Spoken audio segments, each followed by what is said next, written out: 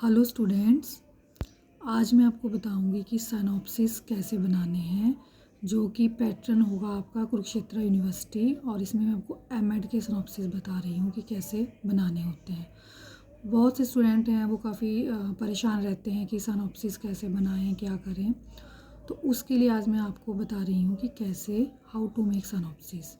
जैसे इसका जो रिसर्च प्रॉब्लम है, जो टॉपिक है वो है, कोई भी टॉपिक आपने लेना है। ये टॉपिक है investigating the impact of covid on the learning experience of the students. अब ये एक टॉपिक है, इसके ऊपर आपने अपने सिनॉप्सिस बनाने हैं। ये टॉपिक हो गया। उसके बाद जो भी टॉपिक आप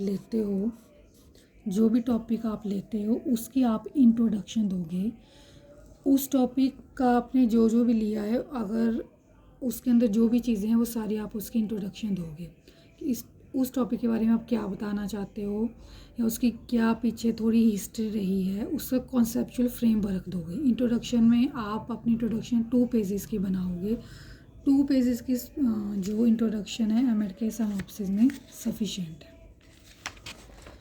देन आफ्टर दैट आप, जैसे मैंने आपको कहा कि आपका जो भी सिनॉप्सिस का टॉपिक है उसके आप मीनिंग दोगे, थोड़े थोड़े, ज़्यादा नहीं, मीनिंग्स की वो आपके सिनॉप्सिस में क्या मीनिंग रखते हैं वो आप दोगे। फिर उसके बाद जो आपका एक इम्पॉर्टेंट पार्ट आता है वो आता है रिव्यू ऑफ रिलेटेड लिटरेचर।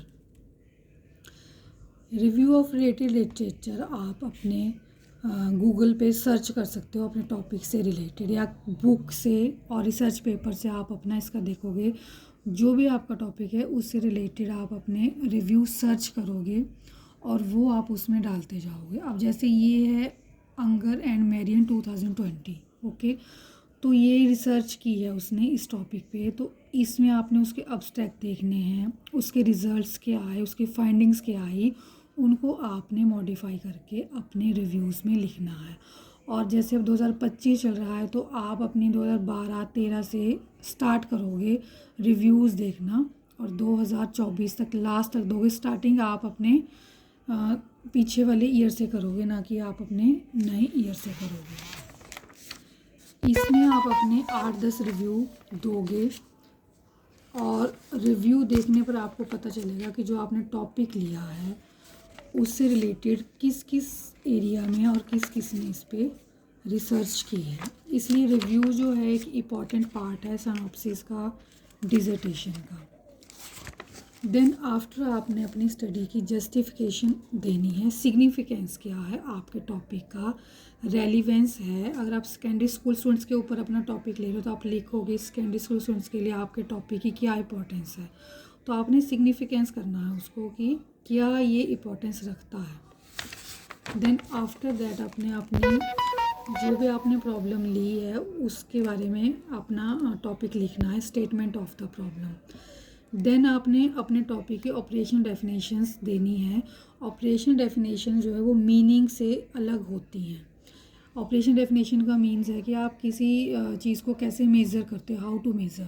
तो आपने ऑपरेशन डेफिनेशन देनी है अपने टॉपिक की। देन आपने अपने टॉपिक से रिलेटेड जो भी ऑब्जेक्टिव्स हैं, रैशनल हैं, वो इसमें राइट करने हैं। देन हाइपोथेसिस के बाद आपने मेथोडोलॉजी देनी है कि आप कैसे जो अपनी रिसर्च है उसको पूरी करोगे।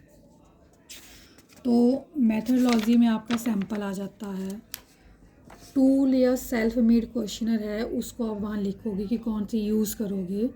मीन्स एक आपने डिज़ाइन देना है, जिसे आप ब्लूप्रिंट कहते हो, वो देना है कि आप आगे इसमें कैसे काम करोगे।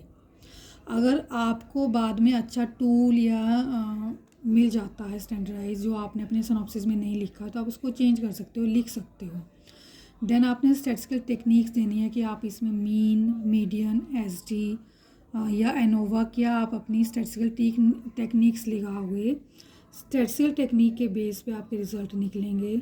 आपकी जो हाइपोथेसिस हैं वो रिजेक्टेड और एक्सेप्ट होंगी। देन आपने डीलिमिटेशंस देनी है।